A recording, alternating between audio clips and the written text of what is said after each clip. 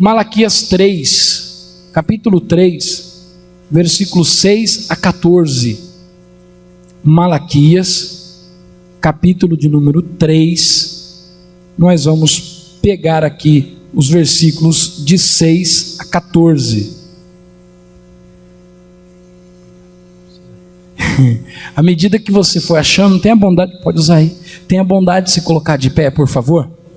E nós queremos também alegrar com a vida da Carol, terminou um semestre, está aqui conosco. A Laura também terminou, e os nossos universitários aí são uma beleza. Então, Malaquias 3, de 6 ao 14, todos de pé, leiamos a palavra do Senhor. Amém? Porque eu, o Senhor, não mudo. Por isso vós, ó filhos de Jacó, não sois consumidos. Desde os dias de vossos pais, vos desviastes dos meus estatutos e não os guardastes. Tornai-vos para mim, e eu me tornarei para vós outros, diz o Senhor dos Exércitos. Mas vós dizeis, em que havemos de tornar? Roubará o homem a Deus? Todavia, vós me roubais e dizeis, em que te roubamos? Nos dízimos e nas ofertas. Com maldição sois amaldiçoados, porque a mim me roubais, vós, a nação toda. Trazei todos os dízimos à casa do tesouro, para que haja mantimento na minha casa. E provai-me nisto, diz o Senhor dos Exércitos, se eu não vos abrir as janelas do céu e não derramar sobre vós bênção sem medida. Por vossa causa, repreenderei o devorador, para que não vos consuma o fruto da terra. A vossa vide no campo não será estéril, diz o Senhor dos Exércitos. Todas as nações vos chamarão felizes, porque vós sereis uma terra deleitosa, diz o Senhor dos Exércitos. As vossas palavras foram duras para mim, diz o Senhor, mas vós dizeis, que temos falado contra ti? Vós dizeis, inútil é servir a Deus, que nos aproveitou termos cuidado em guardar seus preceitos e andar de luto diante do Senhor dos Exércitos? Amém? Coloque a sua mão sobre o seu coração ainda em pé. Nós vamos mais uma vez rogar a bênção de Deus sobre nós. Nós vamos mais uma vez pedir que o Espírito Santo, aquele que sabe o que fala, que convence, que transforma, seja sobre nós. Feche os teus olhos. Pai, nós estamos diante da tua palavra. Nós estamos necessitados de inspiração vinda do alto. Nós estamos, ó Deus, colocando o nosso coração apenas como um instrumento a ser usado por ti. Não há virtude em nós, mas estamos diante de um Deus que tem todas as virtudes possíveis, e por isso nós cremos que a tua palavra encontrará corações disposto a ouvir, Pai. Tira toda a rejeição, Deus, tira toda desconfiança, e que os corações se dilatem na tua presença, em nome de Jesus. Amém? Podemos sentar, irmãos e irmãs.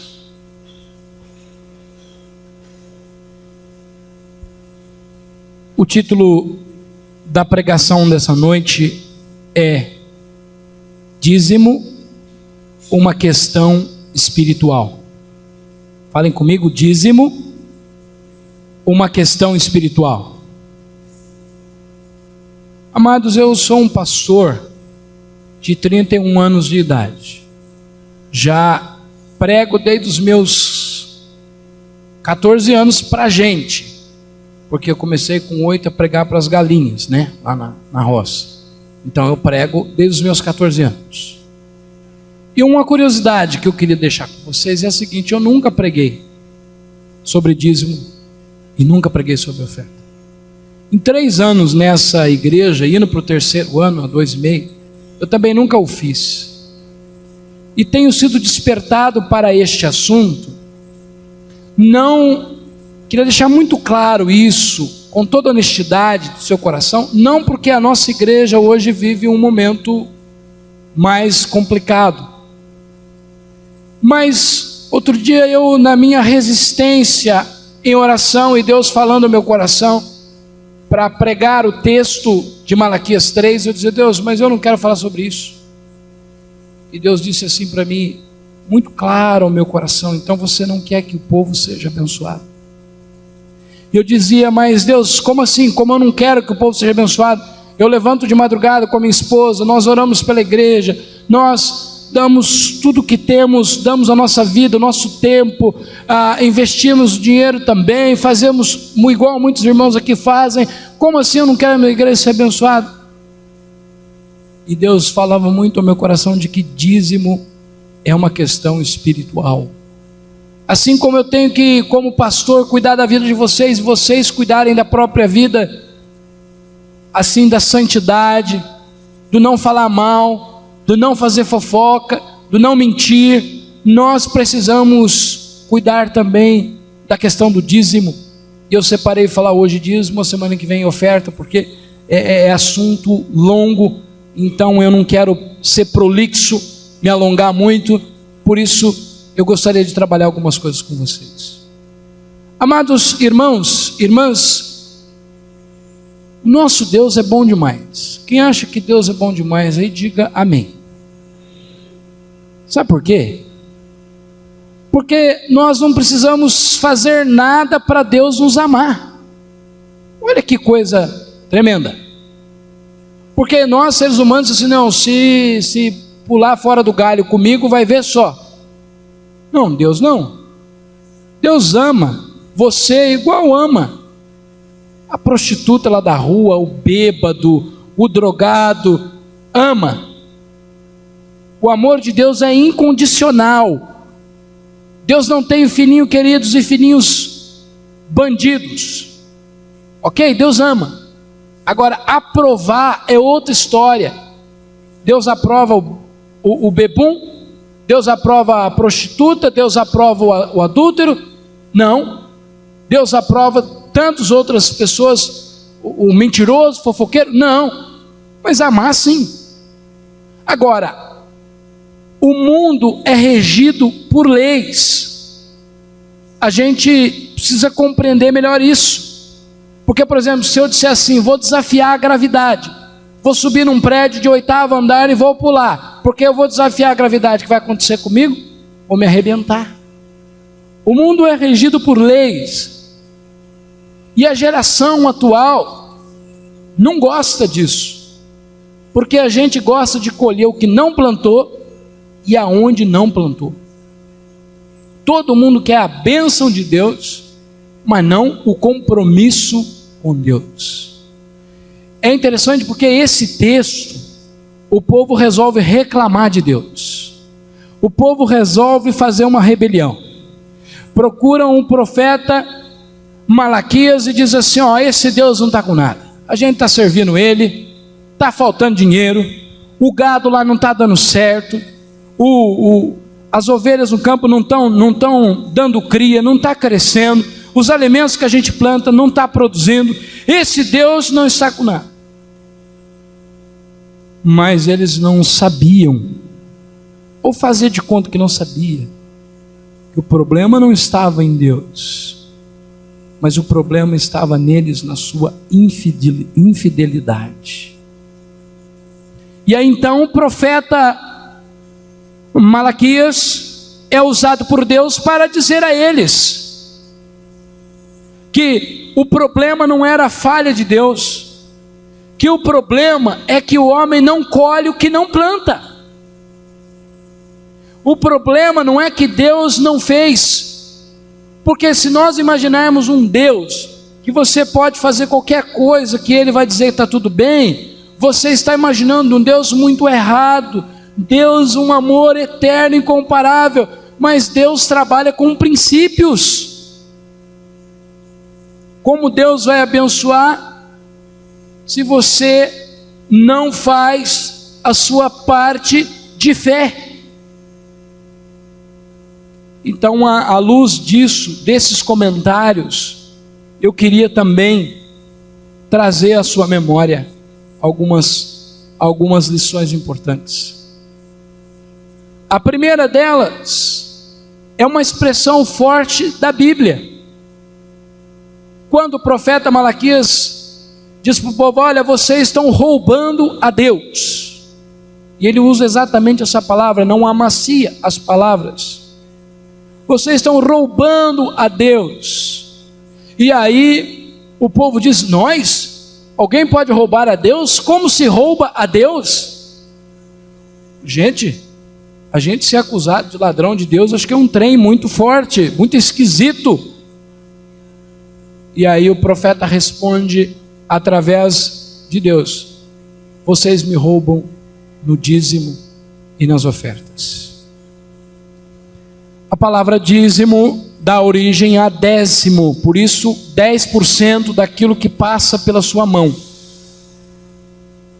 E eu gosto de dizer que dízimo não é nem devolver nem pagar. Você não paga dízimo e nem devolve, você dá. Ele é seu. Você tem todo o direito de ficar com 100%.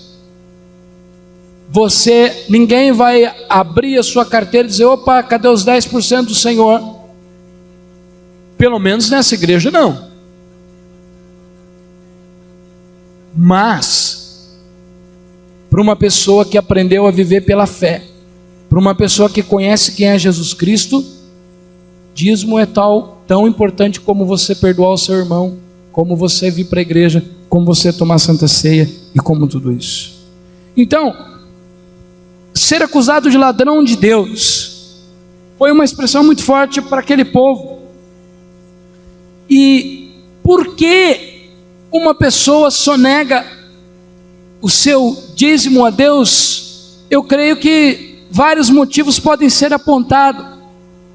O primeiro deles: falta de fé. É exatamente o testemunho que o Éder deu aqui. E eu louvo a Deus pela vida do Éder, que vem crescendo cada dia na sua fé, porque ele é tesoureiro de uma grande igreja e nós precisamos trabalhar com gente de fé. E então sim, o primeiro é falta de fé. Vai fazer falta. Ah, se eu tirar 10%, né? E ainda a gente escuta assim: não, pastor, o negócio é o seguinte, quando eu ganho R$200 por mês, então não vai rolar. Mas o dia que eu ganhar 1.000, 2.000, 3.000, o senhor vai ver que eu vou dar. Jesus falou o seguinte: quem não é fiel no pouco, muito menos no muito. É que nem nós ouvimos da Tati ali, de pegar o que passou pela mão e separar. Então o primeiro motivo é esse. O segundo motivo que alguém deixa de dar o dízimo é a expressão que nós conhecemos bem: não, mas eu não vou sustentar igreja, pastor e sua família. Quem disse que você dá dízimo para pastor? E quem disse que você dá dízimo para igreja? O seu dízimo e a sua oferta é consagrada em nome de Jesus. Amém? Em nome de Jesus. Então, por isso. Agora, irmãos, o que me impressiona é o que o próprio Deus fala. Eu nunca vi, pode ser que tenha, mas eu já li a Bíblia algumas vezes completa, e eu nunca vi Jesus mandando fazer prova dele. Eu nunca vi Deus falando assim: ó, faz prova de mim para me fazer tal milagre. Ao contrário, quando Jesus estava pregando em uma cidade, o pessoal falava assim: não, faz um milagre aí, Jesus, para nós ver. Jesus, como não gostava de aparecer, como não era exibido, falou: essa gente não vai ter milagre não. O povo, por várias vezes em Israel, foram acusados de tentar o Senhor, de pôr Deus à prova. Agora, sabe qual o único assunto que Deus manda provar? Que Deus manda você fazer prova dele? Sabe qual é o único assunto? Dízimo. Fazei prova de mim. E aí as experiências com Deus, elas são muito fortes, meus irmãos. Cada um de vocês tem a sua. O Éder contou ali, a nossa também, a minha e a Gabriela, justamente de casamento. Nós estávamos pagando as coisas do casamento. Chegou um dia, eu olhei para a Gabi e falei assim: Gabi, amanhã cai um cheque, cai 2 cheques no valor de R$3.000. e nós temos R$19,50 na conta, ou seja, nós vamos ficar aí com quase 3 mil no especial.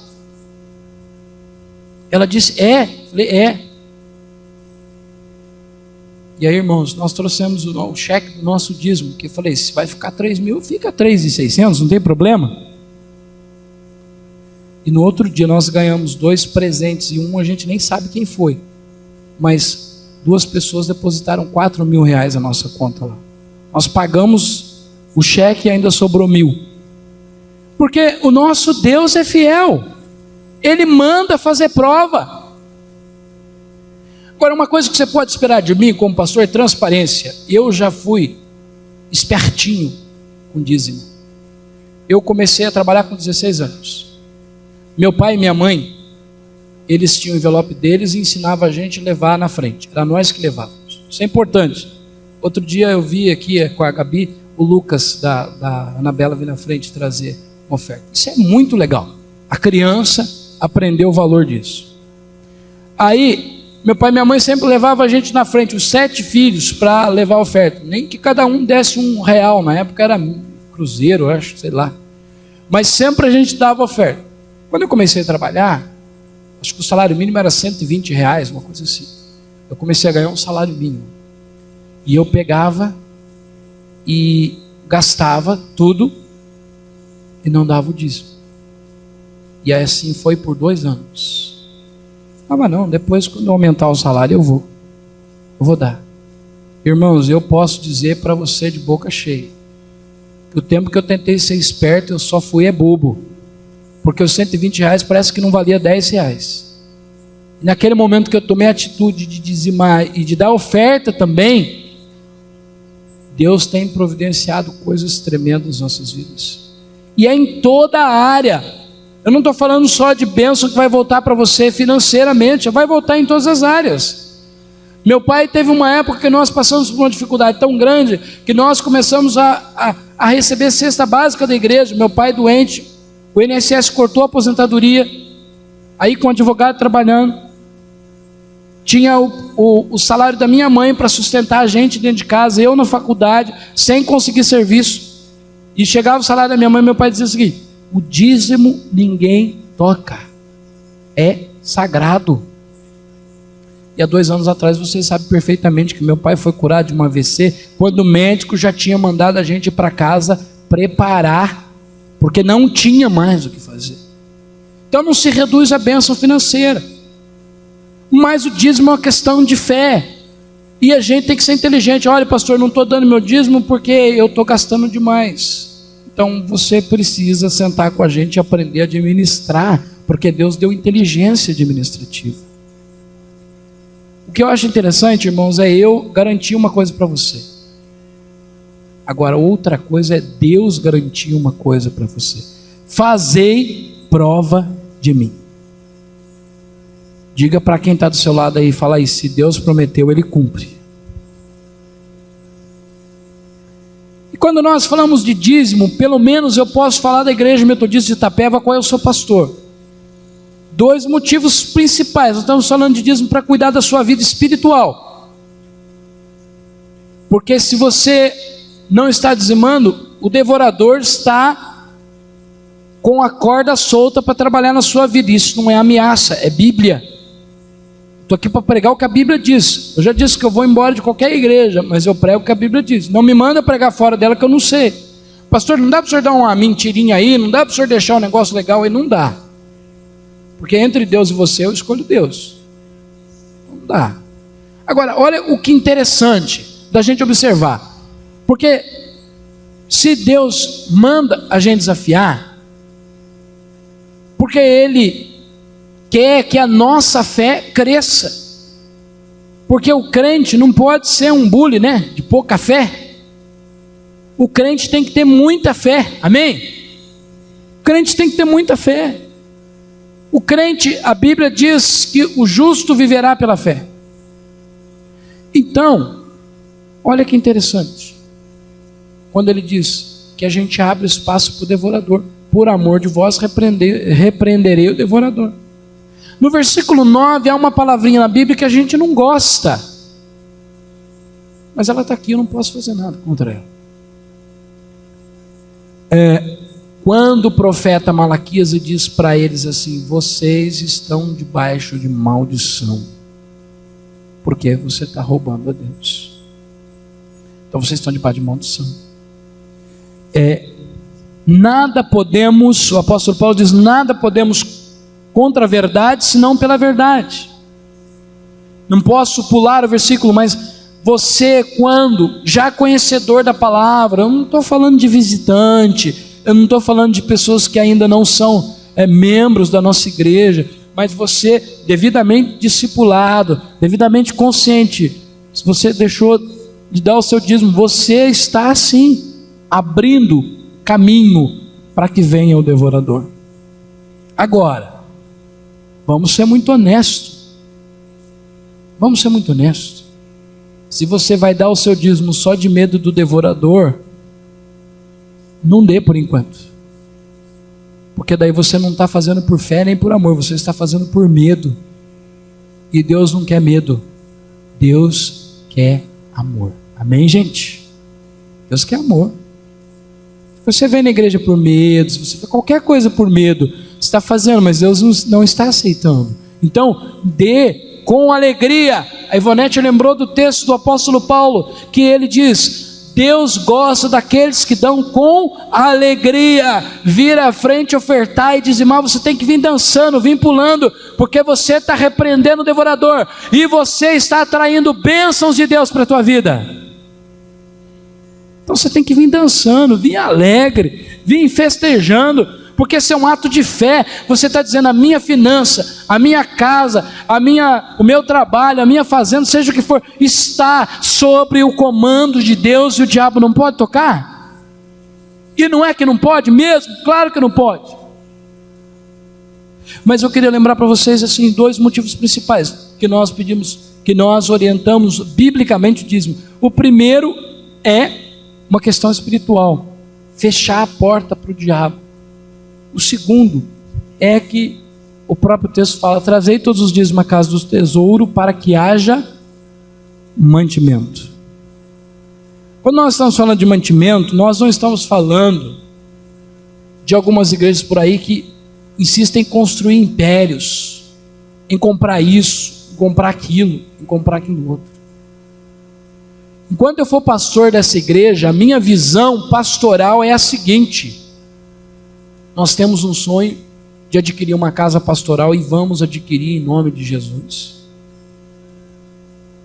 Isso aí eu tenho certeza que vamos. Se tem uma coisa que eu tenho certeza que eu não saio de Itapeva sem deixar com vocês, aí é uma casa pastoral. Agora, nosso desejo não é comprar aqui, não é comprar dali, não é comprar colar, não. Nosso desejo é investir em vidas. Cristo está vindo aí. Não estamos mais no tempo de ficar preocupado com comprar isso, comprar aquilo outro. Nós estamos no tempo de investir o nosso dinheiro, a nossa alma, o nosso coração em Jesus. Amém, gente?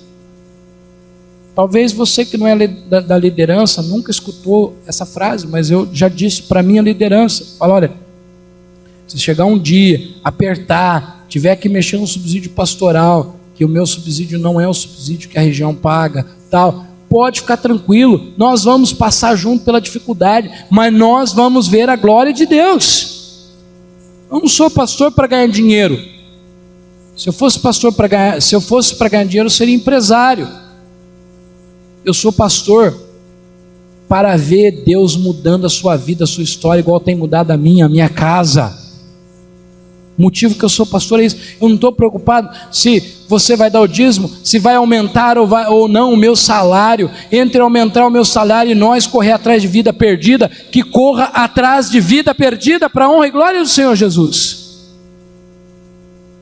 Então essa pregação, ela tem como objetivo para você experimentar o melhor de Deus, para você experimentar o melhor do Senhor para a sua vida, como nós temos experimentado. Quando diz: traga todos os dízimos para que haja mantimento, o que é mantimento? É o sustento pastoral, é o sustento da igreja, da mão de obra, é as reformas que necessita, e é principalmente ganhar vidas para Jesus, investir na liderança, uma liderança mais forte, uma liderança mais sábia, uma liderança mais madura. Eu louvo a Deus pela vida do Leandro, porque ele vai fazer um curso de discipulado lá em Sorocaba, juntamente com a Maiara, e ele está investindo do seu bolso para lá estar. E se nós tivermos condições, ele não precisa fazer isso. Mas todos estão fazendo a sua parte, porque nós queremos ver Deus salvando muita gente aqui em Itapeva. Amém, gente? Deus fazendo muito milagre. Aí então Deus diz que se nós fizermos prova dele, se nós formos fiéis, e fiel não é mais ou menos fiel, é totalmente, ou se é ou se não é, Ele vai abrir a janela dos céus e derramar sobre nós bênção sem medida. Quem acredita, dá um glória aí para Deus ouvir. Engraçado, né, gente? Deus podia colocar assim: vou derramar um pingo de bênção sobre vocês, vou derramar 20% de bênção, vou derramar 30% de bênção. O que a Bíblia diz mesmo?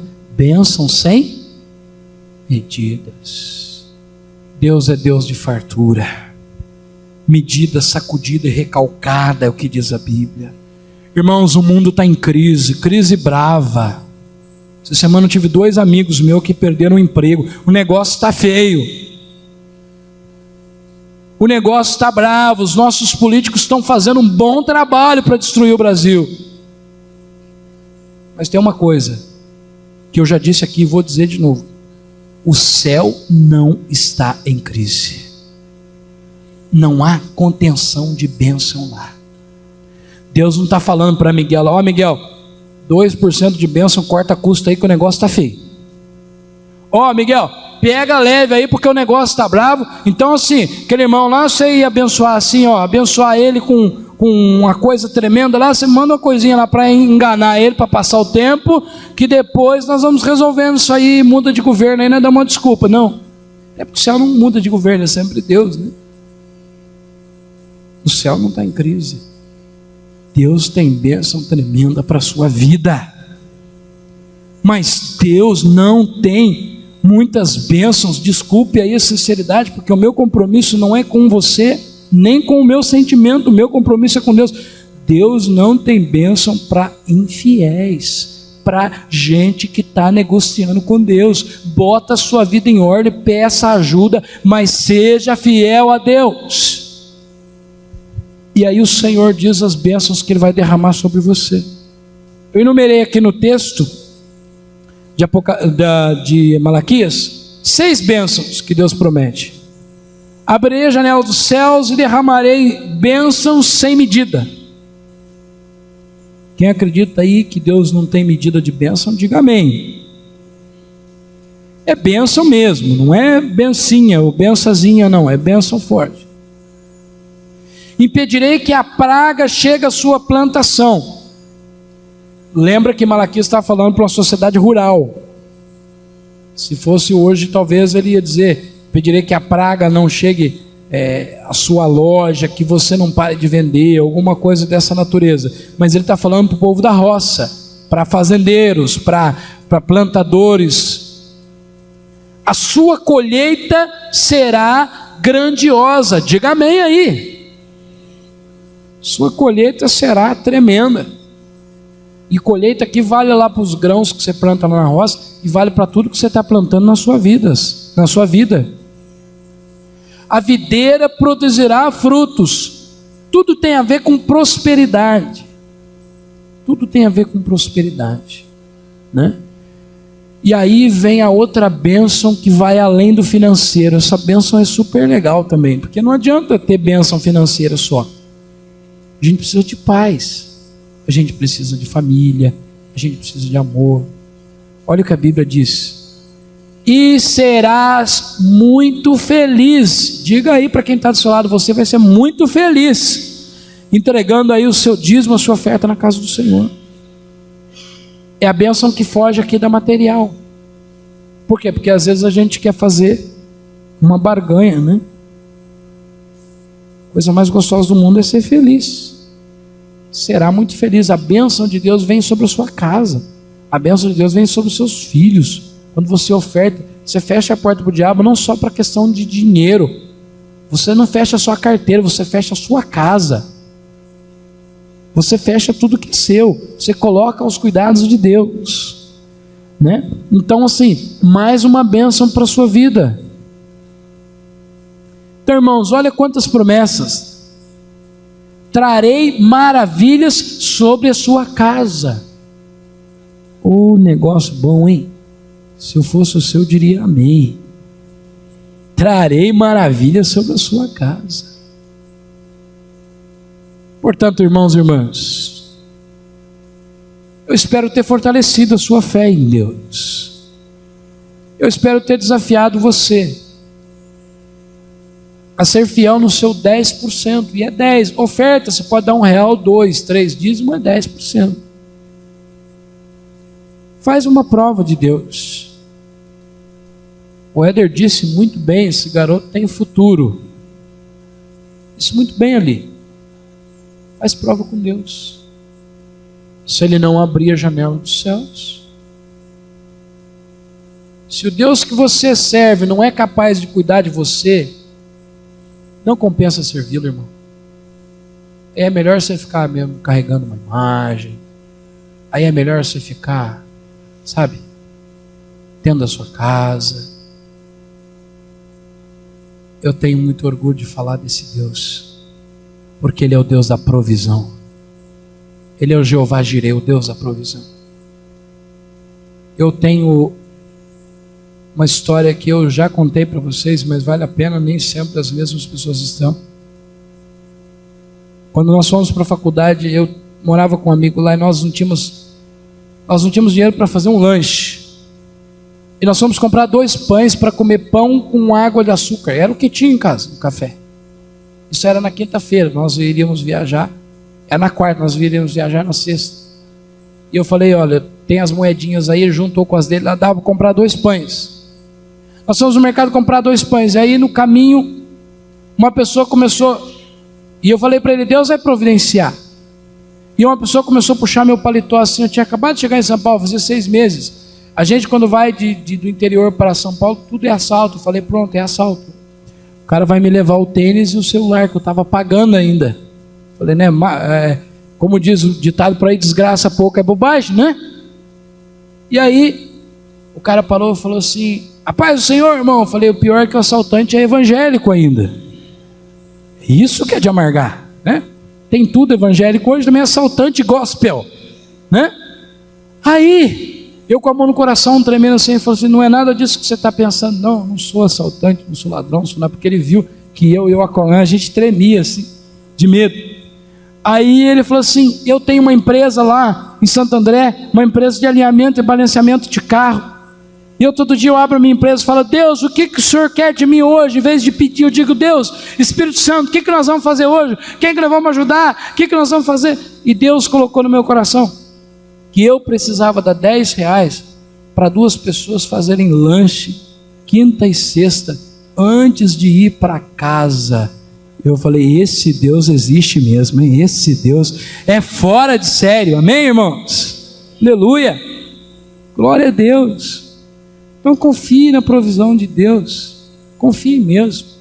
Eu louvo a Deus porque a Gabi, ela começou a trabalhar e assim, a primeira coisa que ela fez, chegou no final do mês e disse assim, como eu estou feliz, porque nós damos nosso dízimo juntos, como eu estou feliz de poder aumentar o nosso dízimo.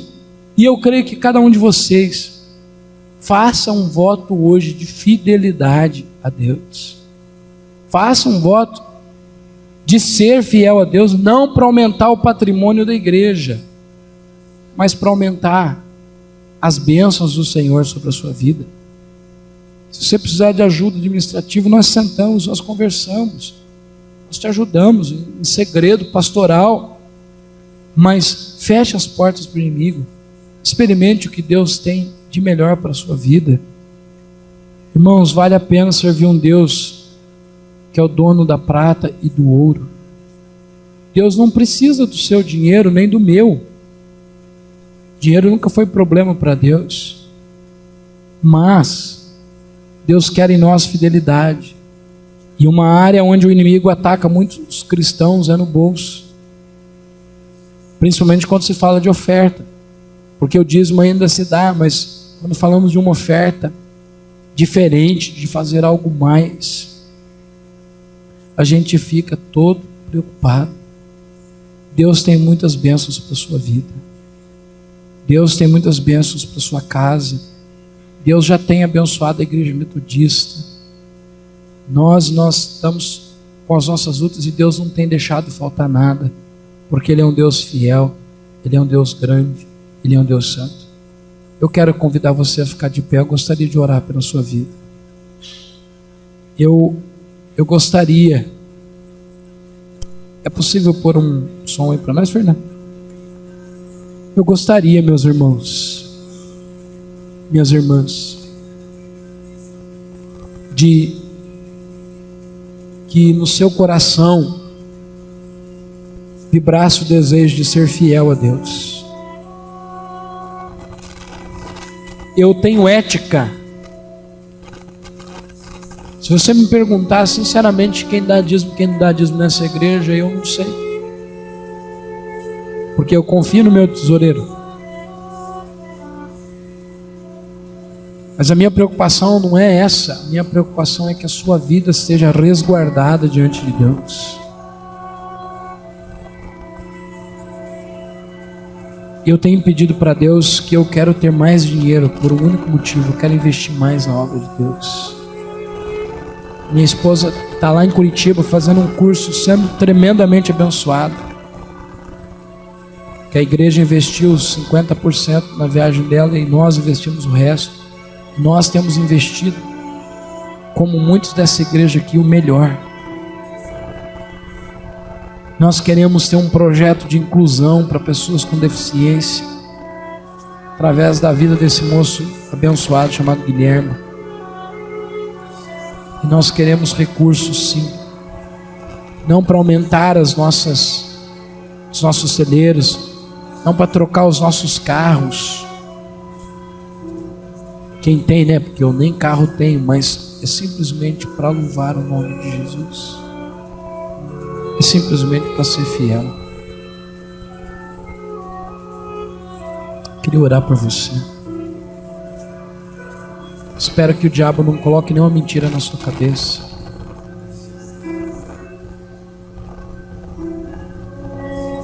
Espero que o diabo não coloque nenhuma mentira na sua cabeça. Mas o meu compromisso é com Jesus.